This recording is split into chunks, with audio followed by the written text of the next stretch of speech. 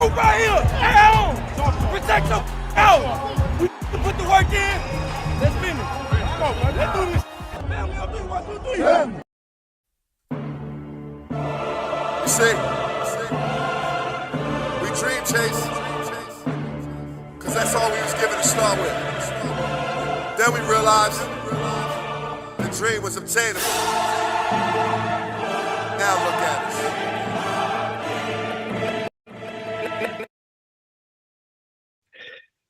Good morning, good afternoon, good evening, wherever you are in the world. Thank you for being here with us because you already know we truly appreciate it. What's going on, Eagles Nation and TMTP family? Welcome to the Main Thing Podcast presents. It's your boy, Mr. Owens. And after further review,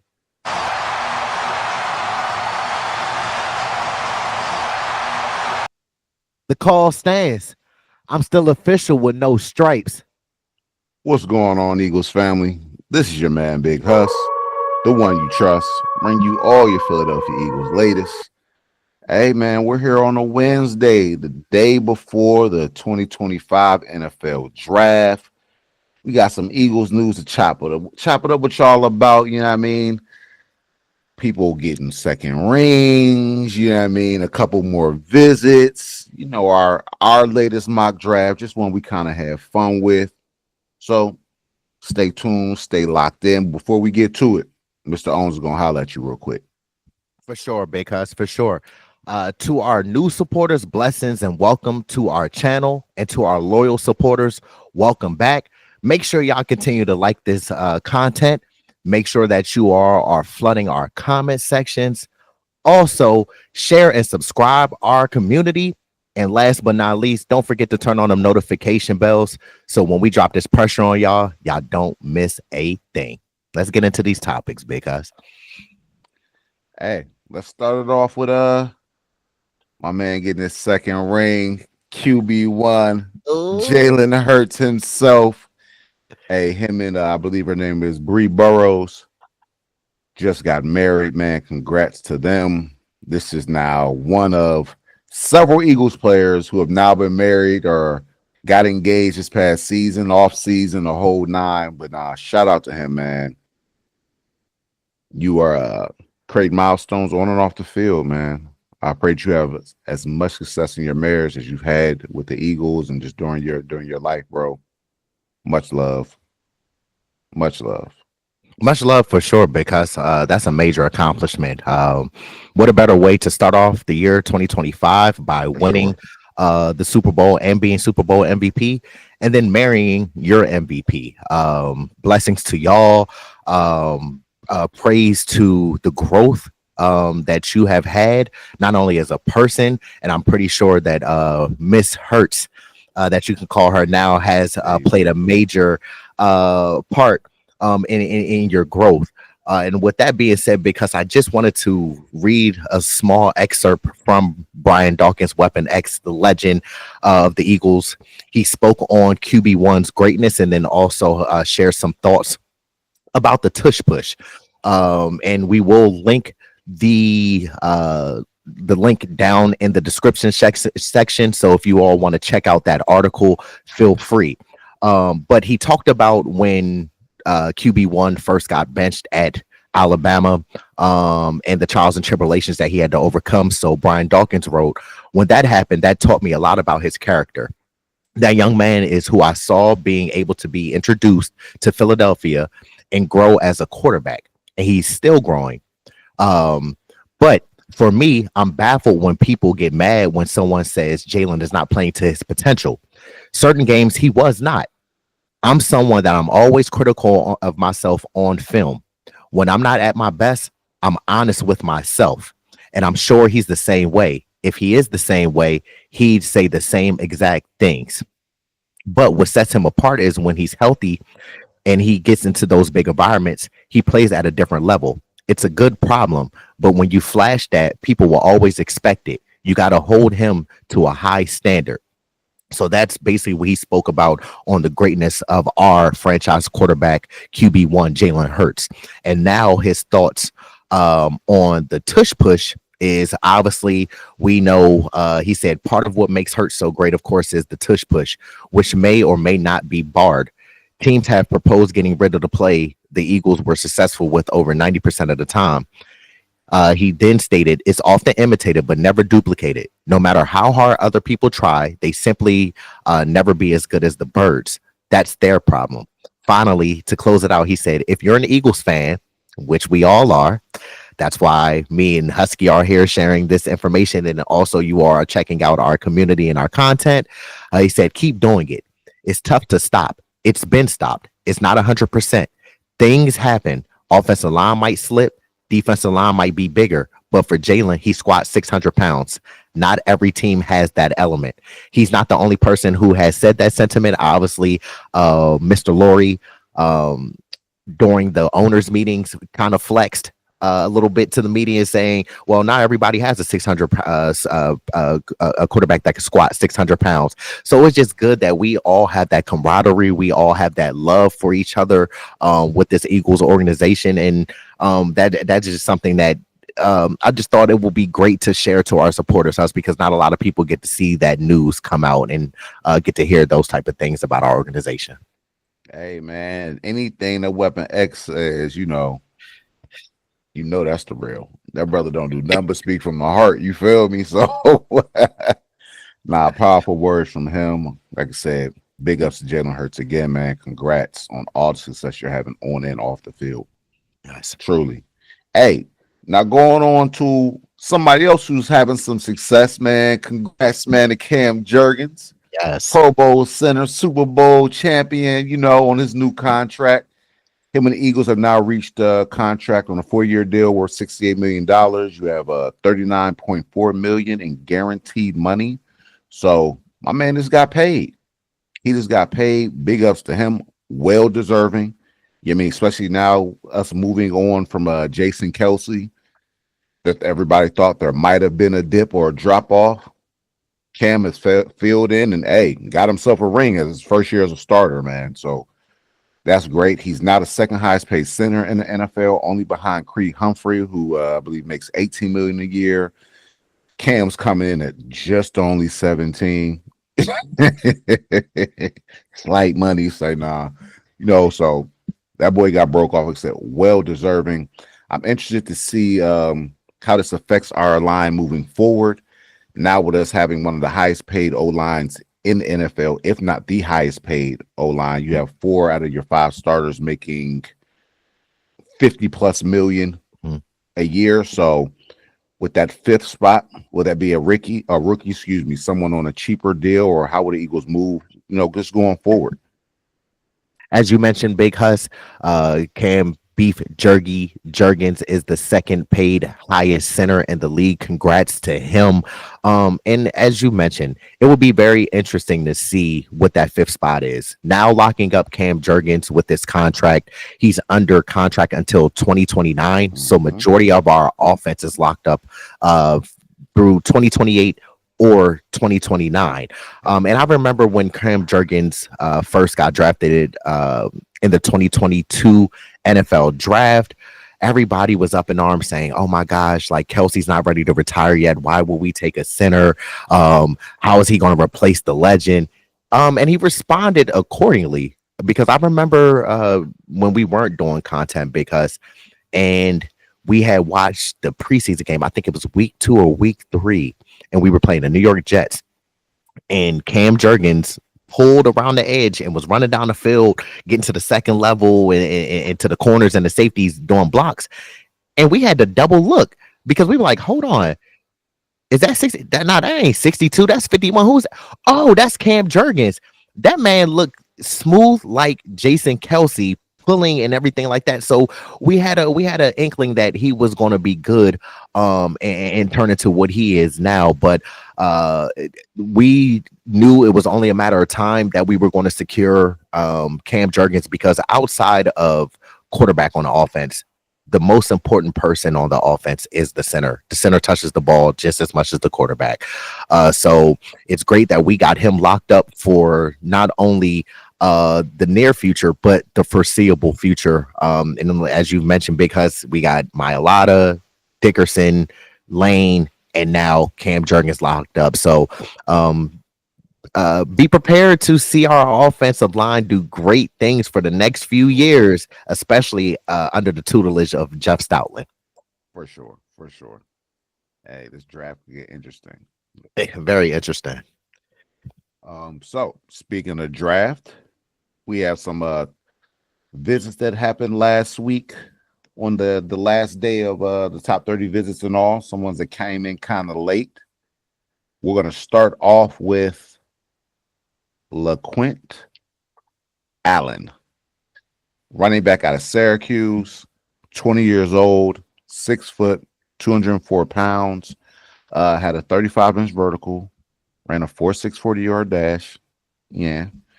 He was the number 245 prospect, ranked by PFF. From 2022 to 2024, my man amassed 514 carries for 2,359 yards and 26 touchdowns. A lot of touchdowns. 4.6 average. He also had 109 catches for 848 yards and 6 touchdowns with a 7.1 average. And also, he threw a 30-yard touchdown just to kind of mix it up. Cuz exudes good vision, allowing his blocks to develop, operates well in the pass and run game, very decisive with his cuts, great in pass pro, willing pass blocker. I love to see that out of running backs. He's smooth getting in and out of his cuts, offers some special teams ability, where he had 5 returns, I believe, with 91 yards and 2 kick returns of 49 yards. So he's a returner. We might need that, losing Brenton Covey and then Kenny Gainwell, who was also one of our returners last year. Things that I'm not so much high on him on, he doesn't have home run speed. Clearly, with that 4.6 speed, that's alarming. If he would have ran a 4.6 and maybe he was 250 pounds, I'd have been like, okay. But at 204 pounds, you're not the biggest guy. You're not the fastest. You would have to be silky smooth. And he is smooth, but there's almost now a question of what position will he play? Because you've had some scouts who worked him out as a receiver. He has natural hands. And it might be a little bit more of or allow him to make the league, give him a bigger opportunity at making the league versus going in as a running back where your chances might be limited. 205 pounds, not the fastest, not the strongest. Put him in the slot, natural hands, could be slippery. Runs a little bit upright, but Parlant Zerline, Allen is a versatile back with adequate size and speed. He's decisive and gets what he can on most carries, but lacks burst, imagination, and contact force to create his own. He's a reliable pass-catching option with natural hands and ability to run routes and find yards after the catch. I mentioned possibly playing slot, maybe. His pass protection, willingness, and execution stands out amongst everything else in his class. Allen's ability to cover kick returns and punts adds to his value on a potential day 3 who can compete for a third down option role. Look, and that's kind of almost what we're looking for right now. That third down option guy, somebody who could bring some special team ability, fill that KG role. KG was a great pass pro guy. Mm-hmm. Great pass pro. This is what this kid excels at. Great hands. Most times when he made his plays, it wasn't so much running. It was him catching something in a swing route, or something in the flat, and him doing what he does. This kid kind of offers something similar. Not as strong as a Kenny Gainwell, though. So that's why I mentioned receivers before, but will be a day 3 pick. Maybe a special teams guy, somebody throw a flyer on. I can agree more with that take because LaQuint Allen, like you said, is more of a day 3 pick. He's a person that we could take a flyer on. It's either we're going to hit it out the park or he might struggle. We don't know. But what I liked about him, he's a patient runner who sets up his blocks smoothly in between the tackles. Also, he has a quick twitch lateral movement with elite jump cut ability. Also, as you've mentioned already, because he is a great receiving option out of the backfield, versatility is the name of the game. And if you have been an Eagles fan for as long as me and Big Huss have been Eagle fans, we already have said on previous content, and we're saying it again. We have running backs who can do it all. Every down, 3-down running back. Not only can you run in between the tackles and outside of the tackles, but also catch out of the backfield. It just brings a certain dynamic and a different dynamic to the offense. Also, he's only had what I like is his ball security, because he's only had 1 fumble in 524 carries. And he's versatile, playing in both the zone and gap schemes, something that I truly love. Now, some weaknesses that I noticed from LaQuinn Allen is, again, you mentioned it already, so I'm not going to go into detail. He doesn't have that long breakaway speed. So I saw on film where the hole will open up and he'll run 20, 30, 40 yards. But you see somebody on an angle coming on pursuit angle, catch him from the back. He got caught from the back a multitude of times. Yeah. So that's something to sound the alarm on and a red flag, because usually when you get in an open field, man, you got to take that to the crib. You gotta take that to the crib, man. You can't get caught from behind. You gotta think about it. How many times do we see Saquon get into the open field? You never had to worry about my man getting caught from behind. Hey, Never. When you see that green grass, you got to be gone, buddy. Be gone, man. You feel me? You got Saquon out here hitting the thing. You feel me? Smacking the helmet. 18 yards and adding to it. There goes Barkley into the clear through the snow all the way home. He's hit another home run against the Rams, and this one might send them to the championship game.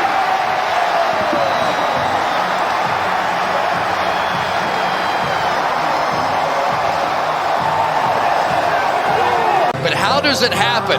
It happens because Saquon Barkley sets him up here before. Now you already know the vibes. Truly. But then another thing, what I noticed is too, he only averaged 2.1 yards against stacked fronts. To our supporters who don't know what a stacked front is, that is just a loaded box. So you have 8 men, 9 men in a box, and he doesn't do well with that. So his yards per carry shows that he's not too comfortable running against stacked fronts and loaded boxes. And then the last thing to finish LaQuinn Allen off, as you mentioned, he didn't have a lot of kickoff return attempts. He only had 5 in his career, so I don't know if he'll bring that much value on special teams, and especially as you mentioned, because with him being potentially a day 3 pick, you need to add some value in another area, and special teams will be the easiest and best way for you to get on the field. But since you don't have that much special teams experience, I don't know if he will be able to touch the field in his first year with the Philadelphia Eagles. Well, that's the thing. If he comes in, you're not coming into your depth piece. Let's be real. So he's going to have to get on with the return game. That's going to be his go-to. Special teams is going to have to be his go-to. You have to find a way to be a kick returner or a punt returner and excel at it. That's going to be his fastest way to making anybody's roster. But like you said, the experience isn't there with it, so we'll see if that's something he can do on a continuous basis. You know what I mean? Something consistently, but we'll see. We'll see. Moving on to the next guy, and I hope I'm not butchering your name, brother. Raywan Lane III, safety out of Navy.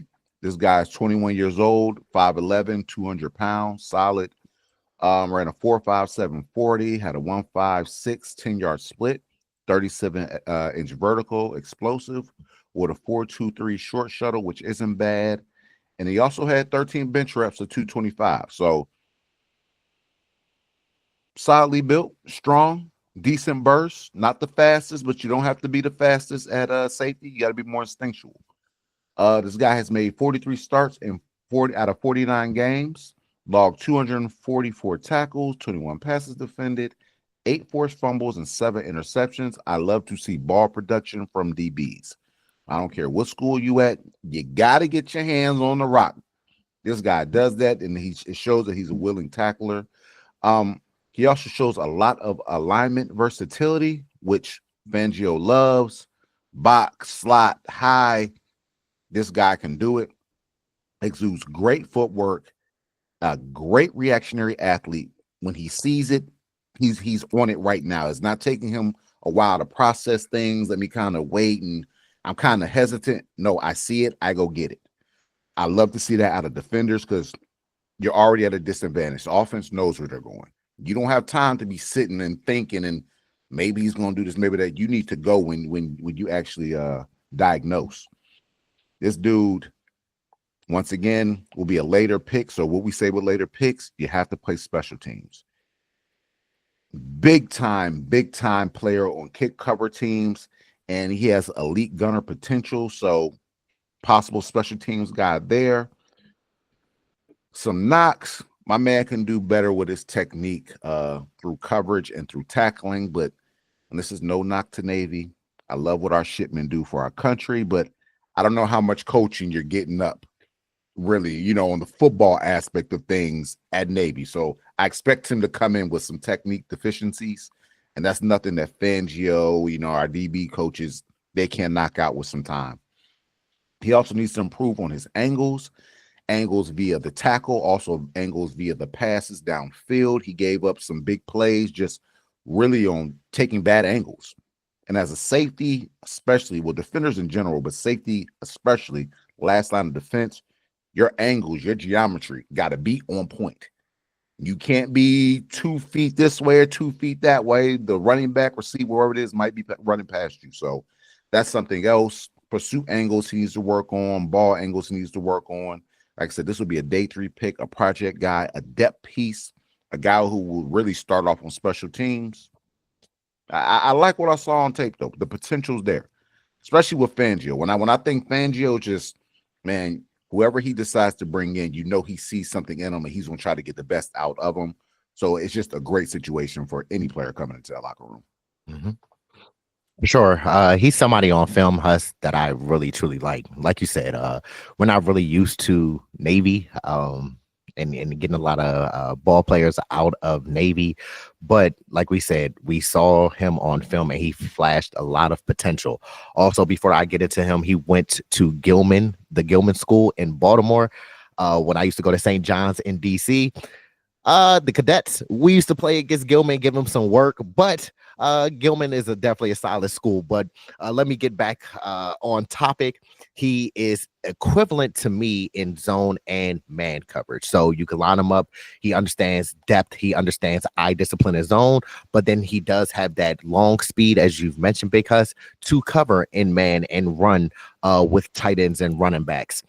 Also, he's elite in picking up route combinations, making it easier for him to jump the passing lanes, again, in zone. He has elite speed, evident in coverage and pursuit drill that just popped out on tape to me. Every time the ball was going the opposite direction of him, you saw him going to make a play, which screams high motor. As well, he's a great zone defender. He's ideal in a zone scheme. He processes the game at a very high level. And then also he offers what we always love, because he offers versatility. He offers versatility in special teams as being a gunner. So that's somebody, as you mentioned, a day 3 pick, you have to add value. He can add value on special teams, especially pushing Keely Ringo and Sidney Brown for the gunner roles. Obviously, we know they did a phenomenal job, but it doesn't hurt to have some competition in there to push and get the best out of your players. Now, Huss, another thing that I noticed about Rayon is his footwork transitions. With him coming out is not as fluid as you would like to see. So he himself makes separation and creates separation from the route runner. And that's something that, like you said, if we get with Christian Parker and Vic Fangio, we can kind of help him in that regard to make it more fluid with his hips and the transitions. And then also sometimes what I saw is he overcommits too much on play action, leaving him susceptible of giving up big plays on the back end. So that, again, comes with discipline. That comes with reading your keys, knowing your responsibility. Don't over pursue or get over aggressive, because once we done that a multitude of times this year, of course, on our offense, we'll run with Saquon, sprinkle QB1 up in there, and the next thing you know, fake it, and what we doing? Going over top. So that's something that he has to work on. But overall, solid prospect, has a lot more pros than cons, and that's somebody who I will not be upset if we take him in tomorrow's draft. Big facts. Big facts. Yeah, no, he's a solid guy. Solid guy. Moving on to another solid player. Justin Wiley, cornerback out of Minnesota. I actually really like this kid's tape, not gonna lie to you. 22 years old. He's 5'10, 190 pounds, not the biggest guy. There were also some questions about his long speed. He silenced those, came in around a 4.4 flat, had a 1.52 10-yard split, 32-inch vertical, a 10-10 broad jump, so show some explosiveness there. Just like the safety out of Navy, Justin Wiley comes in with a lot of experience, making 42 starts in 49 games. Basically been playing since his freshman year. Plays with great leverage, great footwork, comes in with good ball production. Like we mentioned before, when I mentioned DBs, I like to see ball production, right? 27 passes defended, 7 interceptions, and 3 forced fumbles. When you watch his highlight tape, even, we're going back to first, let's start with the Eagles. Eagles coming out of the bye, we were a better tackling team, and we were better at forcing fumbles. When you watch his tape, he makes a conscious effort to rake at the ball consistently. If we gang tackle, hey, he's going for the pill. I love to see that. With him being a little bit on the slighter side, some coaches and teams are kind of looking at him as a nickel option, where we're already kind of set. So this would be a depth piece there. But I also like what I saw on the outside from him. He only played 62 snaps at slot corner while he was at Minnesota. But we'll see how it transitions. Slot is a hard position to play, especially you're talking about at a pro level in a complex defense like Fangio's. He might be able to make that transition, or even despite the size, he may be an outside corner. Like, I loved what I saw from him from the outside. Offers some special teams ability once again. Look, he's a good run defender, but he can improve upon his open field tackling, right? Open field tackling is hard, especially when you're coming in, you're only 190 pounds, right? You got the Derrick Henrys of the world and all these big, those guys are hard to bring down, especially when you're talking about one-on-one open field. So you have to come with certain technique, leverage, angles, just so you don't get your feelings hurt and get embarrassed. But I figure he comes in, he gets with our team, gets with this coaching staff. Those are some things that can be cleaned up. He's a projected 6th-round pick, so this isn't a day 1, day 2 guy, another day 3 guy. You see a lot of those with the top 30 visits. His pro comp was Cam Taylor-Britt. I did not know how I felt about that, but the tape is better than Cam Taylor-Britt's NFL tape. I'll just say that. But good depth piece, could possibly push for that CB2 role, or maybe just a nickel depth piece with some special team ability. But I did like what I saw from him on tape. Fluid athlete. And every time he got his hands on the pill, my man was trying to make a play. I like that too. You know what I'm saying? Like, don't just get the interception, scoop the fumble. Return that mug. I take it to the crib. You feel me? Like, so solid visit, or solid player, I should say. Come on, man. Like you said, take that thing to the crib. Street lights came on. You gotta go to hey, man, you gotta go home. Take it. You know what it is. They calling. Don't have mama and dad looking for you, man. You feel me? Take that thing to the crib. But like you said, and to add on to your point, because you're coming in the league going against the likes of Derrick Henry. Everybody can't be Coop. You see what I'm saying? Sticking and hitting this after you feel me? You're gonna have to bring some thud in that lower base power. But as you mentioned, Justin Wiley is somebody who has popped on film. The more and more I watch him, the more and more I like him and can see him fitting here in Philadelphia. He supports very, very well in run defense. He is a willing tackler. He's not scared to come down in a box and lay the hit on people and stick his face in there. Also, he, to me, is a better in zone coverage than in man coverage. Also, he consistently, again, as you mentioned, shows ball skills, high pointing the football and making plays on the ball at the catch point. And what I like about him, it's just been the word of the draft, versatility. He's so versatile.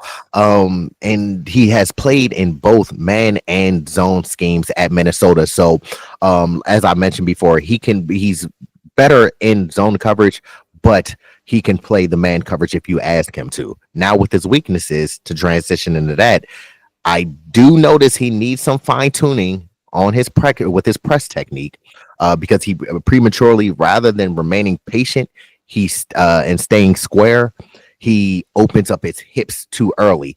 And that gives the opportunity for the pass catcher to set him up with his move and his leverage and make him out leveraged. And then they come in with the easy pitch and catch. Also, one thing, the thing that I did notice is sometimes he can be a little bit over aggressive and over pursue plays and things like that. But that's something that you get with the right coaching staff and the right team, that you can work on that. Just kind of gear down your motor. We want you to play at a very high level and run and go and chase the football. But sometimes you don't want to over pursue and over commit, because that's when you overrun plays and then that turns into big chunk gains. So, that's something that I noticed on film, but it wasn't a lot of weaknesses with Justin Wiley. It was way more pros than cons, but I can definitely see him fitting in here in Philadelphia, getting with the Christian Parkers and getting with Vic Fangio and turning him into a very, very solid safety in Philadelphia, Big Us. Nah, for sure. I definitely enjoyed his tape. Moving on to another sneaky visit that we had that kind of flew under the radar. Walter Nolan, D tackle, Ole Miss. I know we've all heard this name countless number of times during this offseason. He's been widely mocked to Philadelphia. He comes in as a 21-year-old. He's 6'4", 296 pounds.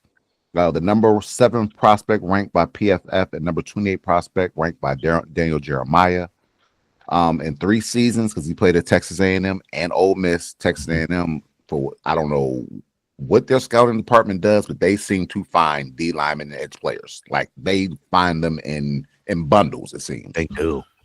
Like, so, but in 3 seasons, 114 tackles, 26 TFLs, 11.5 sacks, 4 pass deflections, 3 fumble recoveries, and 1 forced fumble. Some notes per Lance Zierlein: Nolan has NFL starting size, but won't blow you away with his physical traits.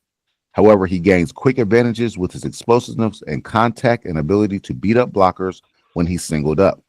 He has the athletic talent to play into gaps, but needs to play with better hands to keep himself clean at the point of attack. He wins as a rusher with his athleticism and play strength and doesn't need to be schemed. The pass rush still requires refinement, but he has already flashes quick win moves that foreshadow good pressure and sack production as a pro. Nolan's blend of explosiveness and playmaking talent create high upside as a 3-down interior lineman. Look, man, they were saying some of these same things about Jalen Carter. You know what I'm saying? Even with him being a phenom of a talent. You pair this young man with Jalen talent and the Moro Jomos and the Nolan Smith and that whole D-line, he's going to feast. In my eyes, he's a Milton Williams upgrade. And I love what Milton Williams did with us. You bring him in, you would have one of the better D tackle, however you want to scheme them up as far as the 5-man front, as far as labeling their positions, but better D tackle tandems in the league. Look, impressive playmaking production as interior defender, twitchy off the snap into blockers with good pop, power to punch defenders and move them aside, can absorb double teams, which honestly he won't be getting a lot of, because however it shakes and bakes, JC is going to be the number 1 man who gathers all the attention on that D line. So he's going to get a lot of one-on-ones, and one-on-ones versus him, I would take him 9 times out of 10. Would be, like I said, immediate replacement, if not upgrade. Now, some concerns. As much as we love Walter Nolan and what he can bring to this team, some scouts have concerns over his character issue and some maturity. They said there were times at practice down at Ole Miss where he would get frustrated and walk off the field and things of that nature. but I look at it from this standpoint. The culture and leadership that we have set in place in Philadelphia is not going to let that rock. Okay, they will be so far up Walter Nolan's. Okay, like it's just we not moving. We're not moving like that in Philly. We know what it takes to win. We know what the standard is. The standard is set. You will meet set criteria, or you will be removed. Straight like that. You know what I'm saying? So I don't think that'll be much of a problem. Like I said, I think bringing him into Philadelphia where we get him on that 32nd pick, we have to move up a little bit, or even if we're able to move back and get him. Immediate starter, immediate impact player for this D line and this defense, truly. But great player. And to add on to your point, because about the character issues, that was the same thing that happened with Jalen Carter when he was coming out Very true. in the draft. We know that scouts have a job to do, and you got to dig deep and find character issues or red flags concerning these prospects. But again, to your point, the culture that we have set here in Philadelphia, whether that be from Jeffrey Lurie, Howie Roseman, Nick Sirianni, the offense and defensive coaches to our players, you're going to come in here and fit in that culture. Or as you said, because Howie Roseman will remove you. Now with Walter Nolan, he has been the consensus pick. All the mock drafts that I've been seeing, all the fans writing who they want to pick at the 32nd pick or our first round pick, depending on where we do in fact pick, has been Walter Nolan. So what I noticed about Walter Nolan on film is he's a better run defender than pass rush specialist. Also, he controls the point of attack because he plays with elite pad level and naturally helping him win in leverage against bigger guards. He gets underneath their pad level and controls them and moves them off their point and displaces and disengages with them. Also, he diagnoses and processes plays at a high level. He identifies zone runs and maintains gap integrity while in pursuit and working down the line to get to the ball. Also, what we love is relentless motor. You have a high motor. You want to continue to finish through the play and finish through the whistle. That's something that is undervalued in football. People don't realize that because, as you've mentioned, because when plays are going on, some people are lollygagging and jogging, and what we call that in football is a loaf. When you get a loaf, that means that you can either be going high speed and then go down to 50% and then try to turn it on again and things like that. What I noticed about him, he plays through the whistle. To your point, because he has an explosive first step, which allows him to be O-lineman to their spot. And then he's lined up in a numerous and a variety of positions from the 0 tech to the 5 tech. So that offers some flexibility and versatility for Vic Fangio to line them up and playing them in situational roles and things like that. And as you said, Jalen Carter is going to get the bulk of the double teams. So with him one-on-one, I like Walter Nolan's odds of winning and pushing the pocket and collapsing the pocket. Even when what I noticed, even when he doesn't get sacks, he still is disruptive in the backfield, getting to the quarterback. Now, what I did notice some weaknesses with Mr. Nolan is his hand placement can be refined in pass rush. That's just technique, something that Clint Hurt can get with him and help him get better usage of his hands. When his initial pass rush move doesn't work, he stays with his initial pass rush move too long and doesn't transition quickly to his counter moves efficiently. And then finally, against power running schemes, he can lose gap integrity and get washed down and taken out of the play. But I feel he is a prospect that you can't miss at the end of the round, especially with us losing Milton Williams, as you mentioned, because that's something that we're going to have to replace. And Walter Nolan is a prospect that I feel from day one could come in and push the room, even with the Moro Jomos and the Thomas Bookers and things like that. I feel that Walter Nolan would be a surefire pick for us at 32 or in that range of like 28 to 32. Honestly, I think he would be a steal if he was still around at that point in the draft. Yes. You know, They will be foolish to let us get him. Just like they were foolish to let us get Jalen Carter. Facts. Facts. Dude, for real though. All right, now the last guy to round out our visits last week was Kevin Winston Jr., safety out of Penn State. 21 years old, 6'1" and some change, 215 pounds. That is great size for an NFL safety. Mm-hmm. Ran a 4.46 40-yard dash, which is more than good. Now, mind you, Kevin Winston Jr. didn't play a lot last year. I believe he only played in 2 or 3 games. He has suffered an ACL injury early in the season. So this is now 6 months after that partially torn ACL. He's coming out and running sub 4.5s at 215 pounds. He said he had wanted to run a 4.3 going in. I don't know if that was realistic or if that was just him running at the gums, popping at the gums. But if that's true, then that's highly impressive. If it wasn't due to this knee injury last year, a lot of scouts and a lot of teams saw him as the number 1 safety on the board, or at least one of the top guys. So that just shows you what kind of clout he was coming into last year with and how teams viewed him. He only made 15 starts in 28 games, which is kind of not too high on, because as Mr. Owens spoke off camera, there's not a lot of experience there. The lack of experience is to be desired, but you're hoping if Philadelphia was to draft him, once again, we talk about culture, coaching, all of that, he would be coming into a great coaching fit and culture fit. He logged 90 combined tackles, 5 passes defended, 1 interception, 1 forced fumble out in those 15 starts. He was the only safety in the nation with a 85+ grade as a run defender and coverage and a coverage grade, which is very impressive. You damn near never see that where a guy is 80+. Mm-hmm. You know what I mean? In both categories. So it shows you what type of player he is. He's effective, versus the run and via the pass. Short-handed tackler. In 89 career tackling attempts, he's only missed 2 tackles. That is very impressive. It's crazy work. Very impressive.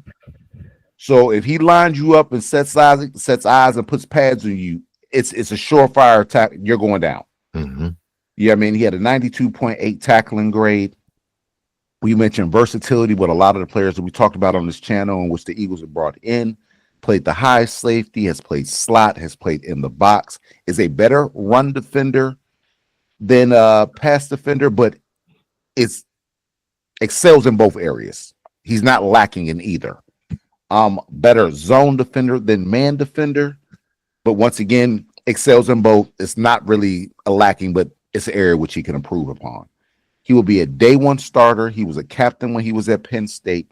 He comes in with a high athletic ceiling and just a high overall ceiling. It's just what's holding him back right now is experience. Once again, you're talking about 15 games. If this was an NFL season, that would be 1 year, literally, of playing football, playing at a high level, that high level of football. Some knocks, can be a little slow getting out of his drops. You know what I mean? And I don't know if that's just due to him sometimes maybe hesitating and being a little slow to react to what he's seeing, not trusting his eyes. Once again, i.e. coaching, experience. You know what I mean? When you're experienced and you see things, you're reacting to them faster, because I've seen that. You know what I mean? Numerous of times. So that could be due to a lack of experience. And then flat out just the injury history. You're talking about you're coming off a partially torn ACL. There were rumors that he could have played last year. Choose to play the whole season, had the surgery afterwards, and then he figured he would have sat out the whole offseason, missed the pro day, combine draft, all that kind of stuff. So he chose to have it early on. But knees are funny. We're already dealing with a safety who's coming off a knee injury, and Sidney Brown. Do you want to take maybe that first round selection or one of those day 2 picks on another safety who's coming off an injury? I don't know. But the ceiling is high. The athletic ability is real. He is a thorough prospect.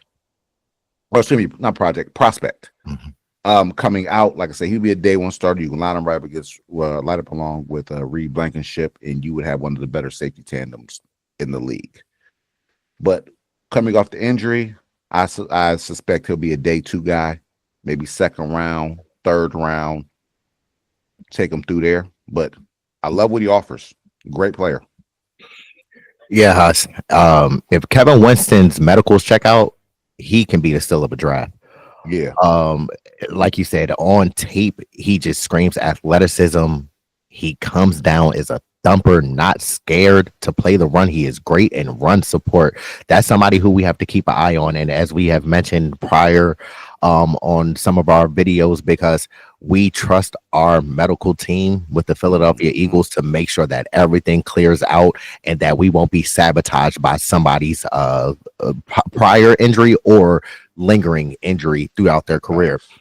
But he is elite. Like I said, in run defending, can diagnose a play quickly and play downhill. He's a phenomenal tackler in the box and open field, which equates to him having an elite tackle radius, going from sideline to sideline, could track down the ball carrier and get them to the ground. He is an enforcer on the back end. He likes to do most of his work in the mid to intermediate range or area. But some weaknesses that I did see from him, his man coverage is a concern. As you mentioned, and as I've mentioned, because he is way better in zone coverage. He has tight hips and slow to transition, whether being pushed vertically or having to cover ground from his deep alignments. Also, he has below average ball production, which is kind of a concern. As you always mention, because if you're a DB, gotta have ball production. You gotta make turnovers. You see what I'm saying? Whether that be punching the ball out, forcing fumbles, or picking the ball off. We need you to make turnovers. And then, like you said, the pause for concern is the partial ACL tear that he suffered last year.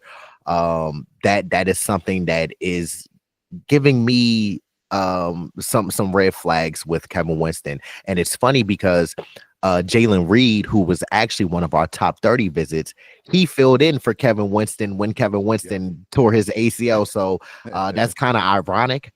But yeah, if his medicals check out, because like I said, he can be a steal in this draft. And as you mentioned, could come in from day one and be a starter here in Philadelphia.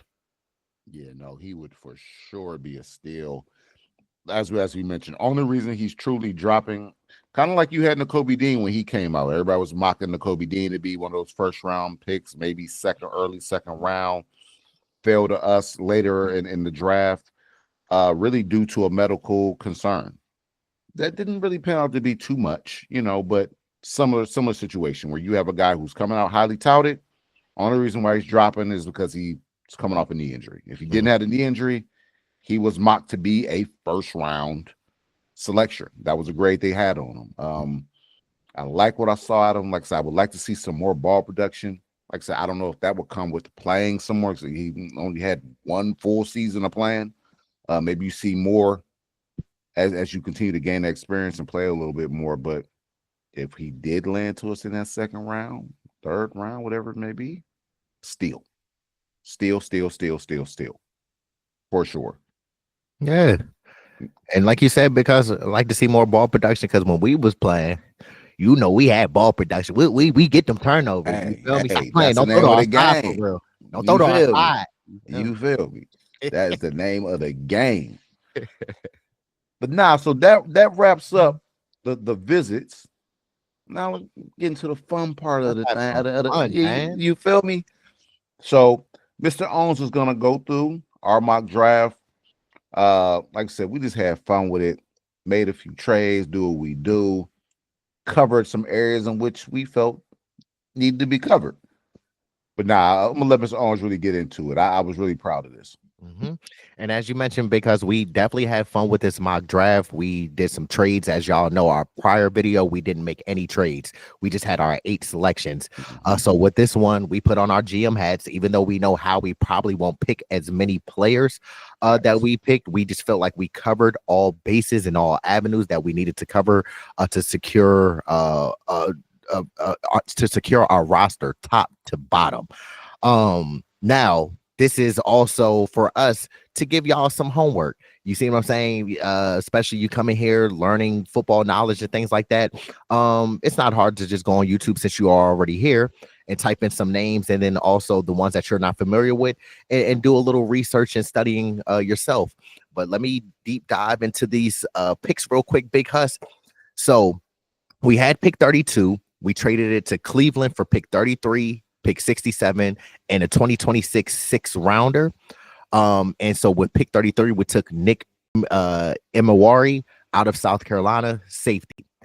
With pick 64, we traded that to Carolina, and recouped pick 74, pick 140, pick 163, and pick 230. And with pick 67, we took Mason Taylor, tight end out of LSU. Pick 74, we took Darian Porter, cornerback out of Iowa State. With pick 96, another fan favorite and who we can really see fall here in Philadelphia, we took Olufemi Oladejo, the edge from UCLA. Yeah, I like what he offers for real. This can be, I would say maybe Mason Taylor and Olu could be realistic picks for Philadelphia in this draft tomorrow. Mm-hmm. Those are definitely some targets that we got to keep our eye on for sure. I like what he offers, the linebacker background, then moving to edge, and still, we talked about Kevin Winston Jr., still inexperienced at edge, but the potential is clearly there. The upside is there. He's got to be coached up. Mm-hmm. I mean, then give him some real game time reps, and you might be sitting on the gym there. He'd be straight, man. He'd be straight. And then we'll pick 134. Somebody who we like and who we talked already about on this channel is Ty Robinson, defensive tackle out of Nebraska. Then with pick 140, we traded that to Tennessee, the Titans, for pick 141, pick 167, and round 5, a pick in round 5 in 2026, and a pick in round 7 in 2026. And with pick 141, we took Isaac Tesla, wide receiver out of Arkansas. With pick 161, we took Jeffrey Bassa, linebacker out of Oregon. With pick 163, we took Dylan Fairchild, offensive guard from Georgia. Go Dogs. Pick 164, we took another favorite of me and you. Hopefully, fingers crossed, he does fall to us. Oh my God, I hope he does fall to us to bring a different element in that backfield. That speed is real. 4.2 speed in the backfield. That's something that we currently do not have for real. You know, we have the size, we have power, we have decent speed with Saquon, but a true burner slasher, just change of pace running back, we do not have that. He will bring a completely different element, as you mentioned, for sure. Mm-hmm. And with that pick, that is Jadon Blue out of the University of Texas. With pick 165, we picked David Walker, edge rusher out of Central Arkansas. With pick 167, we chose Chase Lunt, offensive tackle out of University of Connecticut. And then the last two picks to round out our mock draft, where we had fun with it and we was in a GM role. Pick 168, we chose Jonas Sanker, who we really, really like. Yeah, he's a solid player. Solid player. Safety out of University of Virginia. And with our last pick 230, we took Junior Tafanu, defensive tackle out of Utah. Nah, that was a solid draft. I felt we got some decent grades on those picks. Now, as you mentioned, Howie's not going to bring in, I don't know how many players this is, 13 players, however many players we had in our draft. He won't bring in that many, but if we can get half of these players, I felt like they were solid players to truly bring into Philadelphia. It could be contributors, whether that be on the, offense or defense or just via special teams. You know what I mean? Great depth, hit every position. I mean, I like what we did with it. I had fun with it. I love what we did, Big Huss. You know what I'm saying? Like, couple of these players on here are straight dogs, straight up dogs. Now, the real draft is tomorrow night, Thursday night. Make sure everybody stays tuned, stay locked in. Let's see what our Philadelphia Eagles do. We have pick number 32. Do we move up? Do we trade out of the first round? We'll see what Howie Roseman and Jeffrey Lurie decide on, or do we stay pat? We might stay pat. You know, so Or we might make a major trade, just like how we did with AJ Brown. You never know how. That's an option. That's an option as well. Make a trade for a vet. Who that vet would be, I don't even know. I ain't even the AJ Brown one kind of came out of left field for real. But or do we make a trade? Bring up a good point, because that's kind of the rumors and news right now, that we might be looking for that vet, that guy, that leadership role. Like I said, we'll see what happens. Tomorrow's going to be a very interesting day. My heart is like, I'm so anxious. I'm just waiting on it. It seems, you know what I mean? Like time is just moving in slow motion now.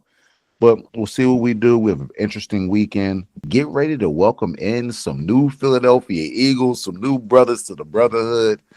I can't wait for the day, man. Fly, Eagles, fly. Hey, I'm ready. It's draft time. It's here. I'm ready. I'm ready in SpongeBob voice. Hey, but Big Hus, like you say, we cannot contain our energy. Shout out to every prospect that's been involved in the NFL draft process. Shout out to their families and friends. Their lives are going to change for the better, hopefully. And then whoever gets selected by us, welcome to the defending Super Bowl champions, and welcome to our culture. You will definitely love it here in Philadelphia. You will love this fan base. You'll just love everything about Philadelphia. But before we get out of Big Hus, I definitely wanted to talk to our loyal supporters and to our new supporters. Thank you. You all don't know how much it means for the support that you have shown to our community. And then also it starts with y'all. This is not possible without y'all support. But just keep making sure that y'all are spamming that like button, like them spam likely calls that we receive on an everyday basis. Also continue to flood those comment sections. Make sure that you share and subscribe to the community, and tell everybody that you found your new favorite Eagles content creators. And last but not least, don't forget to turn on that notification bell, also known as that Liberty Bell looking thingy, so you don't miss when Swoop comes out with all the Eagles news and updates. Hey, y'all heard Mr. On. Go and do that. We got some fire content dropping. Hey, we have some great moments happening within the Philadelphia community. And let's get ready for this draft tomorrow, man. Let's do it. Go put your GM hat on, and sit in front of the television and decide on who you would like the Eagles to bring in. You know what I mean? So hope everyone's having a great week. It's Fly Eagles Fly as always. It's the Bird Gang. And if you don't know, I go by Big Hus. And I go by Mr. Owns. And this is the Main Thing Podcast, where we keep the main thing the main thing. I hope everyone's having a great week. Looking forward to this weekend. Stay safe, stay blessed. Let's get it.